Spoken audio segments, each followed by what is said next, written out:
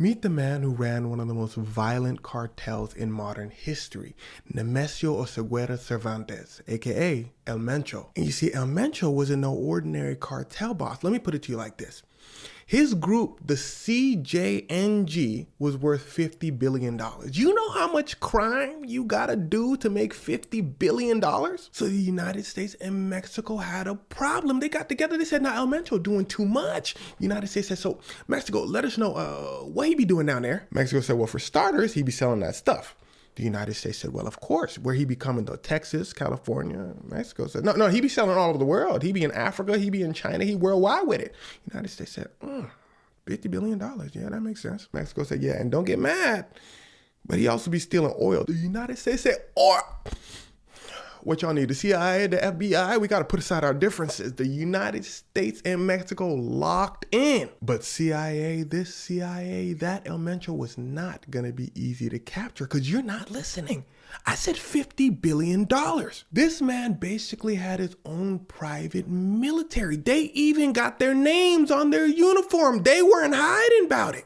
I got to blur out half this picture. That man had an RPG. Oh, and they weren't afraid to use their too. In fact, that's what makes it so tough to take out cartel bosses because of retaliation. It's basically the threat of you mess with us, we burning it all down. But that does not mean Mexico has not been trying. They've been trying for many, many years to capture El Mencho. But every time Mexico ups it, El Mencho doubles it.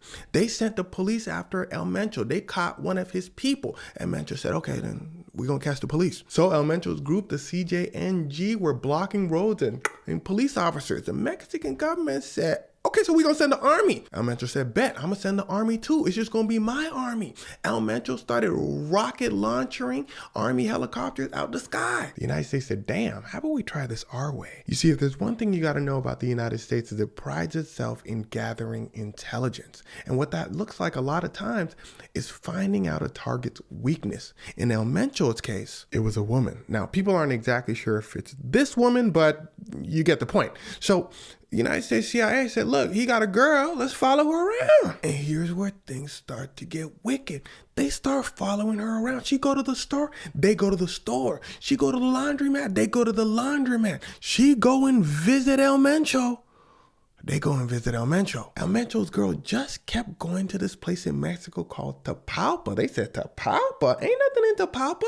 Or is there? So they gather up the whole crew, they gather up the army, they gather up the police force, and they start rolling deep. It was off to Tapalpa, but the roads started getting blocked and all that. They said, we getting close. More roads blocked by burning cars. The CJNG was trying to slow down the Mexican forces. But not this time. The Mexican forces blitzed through and found El Mencho in a compound with his army. And a firefight ensued. It was like a scene out of a movie. Explosions, RPGs going off, army versus army. Eventually, when the dust settled, the Mexican army took El Mencho into custody. But he had a lot of injuries, and as they were trying to transfer him, he got from his injuries. And well, as the Mexican government feared, the CJNG said, well, you mess with us, we're burning it down. So the CJNG went on a spree of burning down cars, blocking roads, just causing chaos in Mexico. 25 Mexican National Guard members were.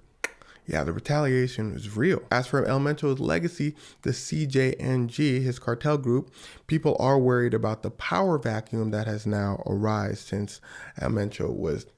El Mencho's son, who would have been a favorite to take over, is actually in custody by the United States. The Mexican government captured him a few years back and sent him to the U.S. So that just leaves El Mencho's inner circle and close family. People don't know who's going to try to take over what. So I guess we'll just have to wait and see what happens to El Mencho's group in the future. But Mexico, as always, continues to stand strong and is putting up a hard fight against cartels.